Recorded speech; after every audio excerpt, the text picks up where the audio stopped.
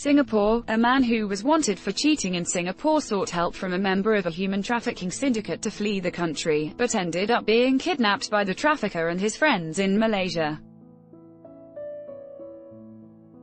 The 6 kidnappers extorted $80,000 from the man's family in Singapore, and arranged for a money mule to transport the amount across the causeway.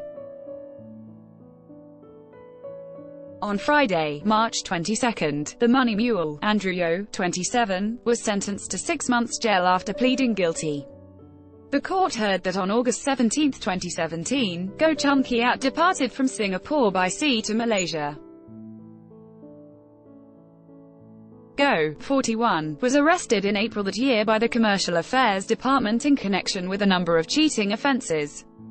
While out on bail, Goh contacted a 33-year-old Malaysian, James Ng, to facilitate his illegal departure, said court documents.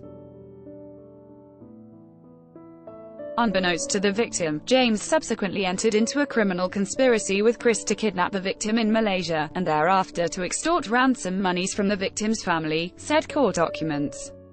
Chris was a reference to one of the kidnappers, Malaysian Tan Kin On, 27. When Goh arrived in Malaysia, the kidnappers took him to a bungalow at an undisclosed location where they demanded $550,000, restrained him and then physically assaulted him. The kidnappers called Goh's family on the evening of August 17 to negotiate the ransom amount, before finally agreeing upon $80,000. They collected the ransom at about 12:15 a.m. the next day from Goh's father at Woodlands checkpoint. Yeo was then tasked by one of the kidnappers to bring the cash from Singapore into Johor Bahru. He agreed to transport the money, even though his suspicions were raised by the nature of the request and the fact that it was after midnight. He knew that something was wrong and did not want to inquire further, said court documents. Yeo crossed the causeway on his motorbike with the ransom money in his possession, and deliberately failed to report it when he passed through Woodlands checkpoint. He then handed the sum over to his friend in Malaysia. Goh's father lodged a police report at about 5:20 p.m. on August 18. Yeo's deliberate actions allowed the kidnappers to be united with the fruits of their crime, said Deputy Public Prosecutor Andre Chong.